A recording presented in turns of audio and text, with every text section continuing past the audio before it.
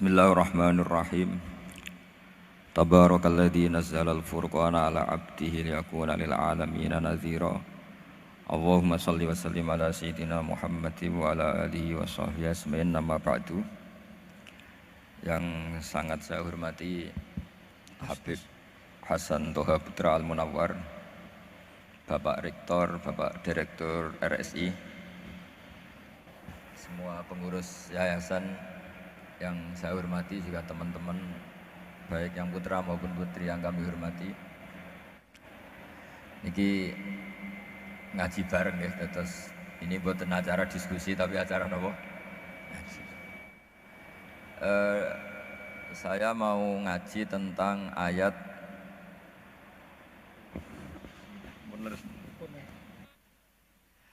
Qul bi fadlillahi wa bi rahmatihi fabidzalika falyafrahu. Ajarkan Muhammad atau katakan Muhammad pada umatmu, sebaiknya atau seharusnya mereka hanya gembira dengan melihat fadlnya Allah dan rahmatnya Allah. Ini harus kita pahami mulai dari konstruksi yang paling pokok, yaitu akidah. Dua ahwal, ahwal itu satu perilaku sosial.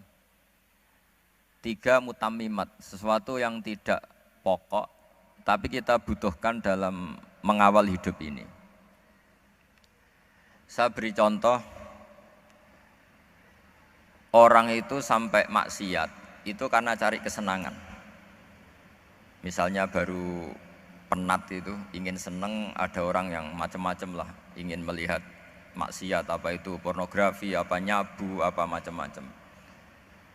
Itu sebetulnya agama punya konsep yang luar biasa, yaitu seharusnya seseorang itu gembira dengan ketaatan. Lalu pertanyaannya, caranya gembira gimana? Gembira itu mudah. Jadi misalnya kamu sujud sama Allah Subhanahu wa taala. Terus cara berpikir begini, ini sekaligus ijazah. Cara berpikir begini. Ya Allah, ini kata Sayyidina Ali, kafani izzan an akuna laka abdan wa kafani fakhron an takuna li robban. Ya Allah, betapa sialnya saya andaikan saya jadi budak dari makhluk yang sama. Misalnya sampean itu seorang kiai atau rektor atau doktor atau orang terpelajar, kemudian kamu jadi budak atau hamba dari makhluk yang setara, betapa hinanya saya. Maka kata Sayyidina Ali, ya Allah, saya ini cukup bahagia, cukup bangga karena jadi budak, jadi hamba dari zat yang super atau yang maha super. Ini kok Allah Subhanahu wa ta'ala. Sehingga ada kebahagiaan yang luar biasa karena menjadi hambanya Allah Subhanahu wa ta'ala. Setelah bangga dengan jadi hambanya Allah, maka kita akan malu. Malu misalnya, kok saya bahagia itu nunggu melihat pornografi, melihat maksiat. Itu terus menjadi malu. Kenapa saya bisa didikte oleh hal-hal seremeh itu? Ya, kita malu karena didikte oleh hal-hal yang seremeh itu. Karena kita didikte oleh nafsu. Jadi izzatun nafsi, satu harga diri seseorang itu harus dihidupkan untuk hanya tunduk kepada Allah Subhanahu wa ta'ala. Sehingga Nabi itu melatih satu logika tarkul ma'asi. Nabi itu dulu ketika ada seorang pemuda yang, ya karena mungkin pemuda ya, dia itu mau masuk Islam, tapi uniknya kata pemuda tadi, saya masuk Islam tapi asal dibolehkan bebas zina. Jadi ini agak sableng gitu. Jadi mau masuk Islam syaratnya dibolehkan apa? Zina atau free sex gitu. Karena orangnya agak hiper. Itu Nabi tidak langsung mengancam dengan neraka, enggak. Ketika mau pamit gitu, semua sahabat melarang. Mah itu jangan, kamu jangan sowan Nabi, itu permintaan yang enggak masuk akal. Setelah lama ditahan, terjadi kegaduhan di masjid. Nabi dengar itu ada apa gitu. Itu ada pemuda yang mau masuk Islam tapi yasta'dzinuhu fi zina, tapi mereka minta izin Nabi untuk tetap boleh zina. Kata Nabi, pemuda itu suruh masuk, suruh menghadap saya. Ketika menghadap Nabi, saya ulang lagi, ketika menghadap Nabi, Nabi mengajarinya itu luar biasa. Nabi tidak langsung mengancam dengan neraka atau dengan azab itu enggak. Tapi kata Nabi, atuhibbuhu li ummik. Kamu suka kalau ibu kamu itu jadi demenannya orang banyak. Oh enggak ya Nabi, yang demen ibu saya tak bacok kan. Karena ini ya agak preman, di mana-mana orang nakal agak preman.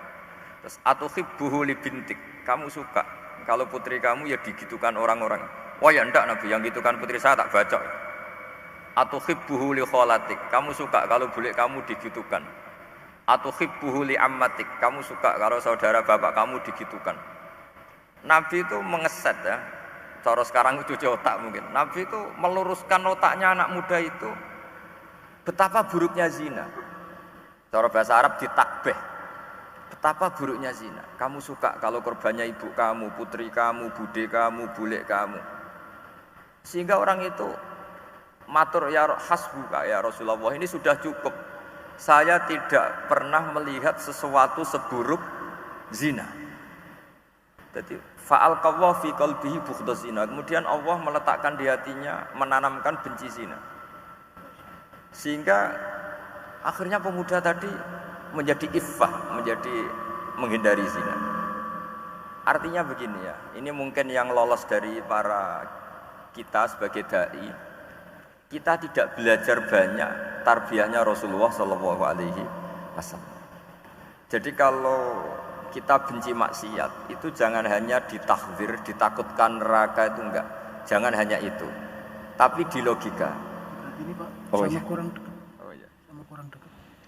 Jadi kalau kita menghindari maksiat itu selain karena takut azab, itu ada logika, ada rangkaian pikiran yang menjadikan kita anti satu perbuatan apa maksiat. Jadi misalnya gini ya, kira-kira ginilah kalau contoh gampang itu. Ada orang gitu ya, nyanyi dengan pakaian yang mungkin pornografi gitu. Mungkin pemuda-pemuda ingin melihat itu, tapi bisa diobati gini. Kok enak dekne mergawe kok tak bayari, aku kehilangan duit. Meskipun dengan logika yang agak serampangan, yang penting menjadi kita ini punya harga diri untuk tidak tergantung hal-hal seperti itu. Sehingga Nabi itu cara menggambarkan tadi mulai atuhibbuhu li ummik. Kamu suka kalau ibu kamu jadi demenannya orang lain. Pemuda tadi bilang yang demen ibu saya mau saya bunuh. Ditambah lagi atuhibbuhu li bintik. Bagaimana kalau korbannya putri kamu, bule kamu, bude kamu. Sehingga terus si pemuda tadi betapa buruknya zina, betapa murahnya zina. Akhirnya pemuda tadi alqawwa fi qalbi bughdaz zina. Terus kemudian pemuda tadi itu sangat membenci dengan apa? Berzina. Nah, pikiran-pikiran seperti ini harus kita tanamkan. Harus kita tanamkan supaya orang itu benci melakukan maksiat.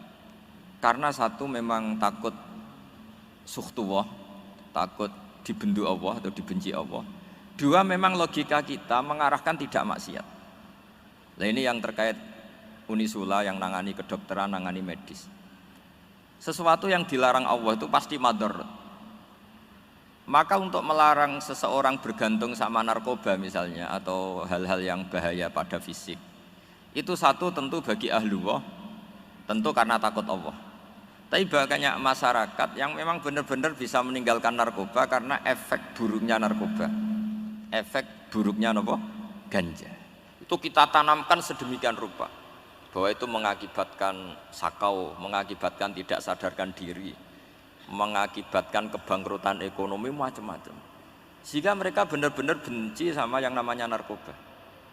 Jadi di antara manhajul Quran itu kalau mentakbih, memburuk-burukkan maksiat itu mesti dikritik innahu kana fahisyah, innahu kana fahisyata wa makta wa sa'a sabila, innahu kana fahisyata wa sa'a sabila, diulang beberapa kali. Sehingga dibutuhkan kecakapan untuk menganggap satu hal yang buruk itu fahsyah, sesuatu yang enggak rasional, sesuatu yang tidak positif, sesuatu yang pasti berdampak negatif. Sehingga kalau misalnya tadi dibacakan oleh qari kuntum khaira ummatin ukhrijat linnasi ta'muruna bil ma'ruf wa tanhauna 'anil munkar. Untuk berhenti dari kemungkaran itu satu takbihun litil kal mungkar atau litil kal mungkarat, bahwa mungkarat itu kita cap, kita stigmasi bahwa itu buruk sekali. Seperti Nabi mengajarkan pemuda tadi, masa kamu suka ibu kamu digitukin lelaki lain, putri kamu, bulik kamu, bude kamu, sehingga orang ini pikirannya termindset betapa buruknya zina. Sama seperti kita sukses memindset betapa buruknya narkoba, betapa buruknya bahan-bahan terlarang. Begitu juga seterusnya, terus pengkhianat dan sebagainya. Tapi problem manusia adalah dia itu akan mencari kebahagiaan atau kesenangan sesaat. Maka caranya gimana? Keinginan senang lewat maksiat ini dilawan dengan nyaman dengan taat. Saya ulang lagi, nyaman dengan taat. Sehingga ulama dulu punya kalimatul munajat, artinya kalimat hubungan pribadi sama Allah yang menjadikan orang itu nyaman. Dan ini yang diajarkan kitab-kitab tasawuf. Kitab tasawuf itu sukses mengajarkan melihat alam raya ini semuanya nyaman, termasuk yang mengecewakan. Itu dianggap nyaman. Saya berkali-kali mengajarkan ilmu ini karena ini musalsal ila Rasulillah SAW. Itu pernah suatu saat Imam Ahmad itu dipanggil sama tetangganya, anak muda. Tentu Imam Ahmad ini orang yang sangat soleh, sangat waroi, sangat tunduk sama perintahnya Allah dan Rasul. Pemuda tadi manggil, ya Ahmad, datang ke rumah saya. Imam Ahmad datang. Setelah sampai ke pemuda tadi, sudah pulang lagi, saya tidak butuh kamu. Pulang lagi. Setelah sampai rumah dipanggil lagi, ya Ahmad, datang lagi. Datang lagi. Oh, saya tidak jadi butuh, pulang lagi. Sampai 3 kali. Dan itu perangai ekspresi Imam Ahmad itu atau ulama lain yang sesoleh beliau itu nyaman, indah. Beliau tetap senyum-senyum, nyaman itu. Beliau tidak tersinggung, tidak terprovokasi, pokoknya tidak tersinggung, kelihatan nyaman. Lama-lama pemuda ini terus tanya, ya Ahmad, kamu saya perlakukan seperti ini kok tidak tersinggung? Kamu senyum-senyum saja, happy-happy saja. Jawabnya Imam Ahmad itu unik. Wahai pemuda, saya kamu panggil itu senang sekali. Karena kata Nabi, kalau kamu iman dengan Allah dan Rasul, maka hormatilah tetangga. Jadi saya senang. Karena nuruti perintah Allah untuk menghormati tetangga. Jadi tidak ada urusannya dengan kamu. Kagetnya kayak apa? Jadi dipanggil tetangga ya senang karena melakukan perintahnya Allah dan Rasul, yaitu ikramul jar, fal yukrim jarahu. Disuruh pulang, kamu ingin saya pulang, ya saya pulang. Disuruh datang, ya saya datang. Jadi saya tidak tersinggung, saya tidak ada urusan dengan kamu. Urusan saya dengan Allah Subhanahu wa Ta'ala. Itu kalau bapak-bapak istrinya ngomel terus sabar itu ya bagus. Saya tidak punya urusan. Kalau kamu terprovokasi oleh istri, berarti kamu didikte oleh makhluk. Masa seorang rektor didikte makhluk? Kan tidak keren. Apalagi seorang habib didikte makhluk, kan tidak keren. Yang bisa mendikte kita hanya Allah Subhanahu wa Ta'ala. Dan Allah mendikte kita, mengajarkan kita wa ashiruhunna bil ma'ruf fa in karihtumuhunna fa asa an takrahu shay'a wa yaj'alallahu fi khairan katsira. Jadi cara melihat istri kita bawel gitu atau cerewet, alhamdulillah ini ada pahala tanpa modal, cukup sabar. Kalau istri kamu sedang mesra malah mintanya ke mall, malah biayanya tinggi. Murah mana dapat pahala dimarahin sama saat mesra minta ke mall? Milih yang pertama kan? Nah ya itu tidak usah modal itu. Ya gitu aja. Jadi kalau istri sedang marah bawel, anggap saja ini rezeki. Dapat pahala tanpa apa? Biaya. Nah, kalau pas rukun malah nantang ke mall, biayanya malah tinggi. Jadi ulama dulu itu melihat dunia itu happy. Pernah Imam Syafi'i dikasih tahu, orang yang tadi nyium tangan kamu ya, itu di rumah menghujat Anda. Jadi dia sopan hanya di depan Anda, kalau di luar menghujat Anda. Jawabnya Imam Syafi'i lucu. Ya baguslah. Yang cerita ini kaget. Kenapa bagus ya Aba Abdillah? Kalau manggil Imam Syafi'i ya Aba Abdillah. Ya berarti saya masih wibawa, di depan saya tidak berani katanya. Jadi dipandang enteng saja. Jadi kalau kamu di depan kamu istri kamu tidak berani belanja, tidak ada kamu belanja banyak, anggap saja Anda wibawa. Jadi enteng saja. Pernah Imam Syafi'i dikasih tahu, separuh dari kampung Anda itu nggak suka kamu. Ya baguslah. Kenapa? Oh, nak ra rukun malah bakal utang katanya gitu. Kira-kira yang utang tuh yang rukun apa yang neng-nengan? Yang rukun. Jadi enteng saja. Masyhur itu makalahnya Imam Syafi'i. Waman asaa ilaika faqad atlaqaka. Orang yang berbuat buruk sama kamu berarti membebaskan kamu. Kalau saya sedang neng-nengan sama Habib Hasan Toha Putra, beliau naik Alphard nggak nawarin saya sah karena baru neng-nengan. Tapi kalau sedang rukun malah harus repot mana? Rukun sama ndak rukun? Repot rukun sebetulnya. Jadi Imam Syafi'i itu happy saja. Kalau sedang rukun sama tetangga ya dianggap rukun itu satu kenikmatan. Sedang ndak rukun ya dianggap satu kenikmatan. Jadi orang dulu itu serilek itu melihat dunia. Kalau kita kan enggak, ego. Wah, saya ini suami kok dimarahin istri. Wah, ini egonya bangkit. Padahal egonya bangkit itu ada kebodohan di situ. Yaitu seorang rektor didikte seorang istri, seorang makhluk. Apalagi kalau Anda daftar wali itu tidak akan jadi wali. Ini wali kok tunduk sama makhluk. Karena didikte apa? Makhluk. Maka Imam Ahmad ketika tetangganya bully gitu ya santai saja, beliau happy. Ketika pemuda tadi iskal janggal, kenapa kamu nggak tersinggung ya Ahmad? Memangnya saya harus tersinggung gimana? Kan tak panggil tidak jadi, tak panggil tidak jadi. Hei pemuda, saya ini tidak punya urusan dengan kamu. Saya nuruti kamu karena perintahnya Allah. Saya senang melakukan perintah Allah, harus berbaik sama kamu. Sampai 3 kali. Jadi kebahagiaan ini pula yang harus kita latih dalam melakukan ketaatan.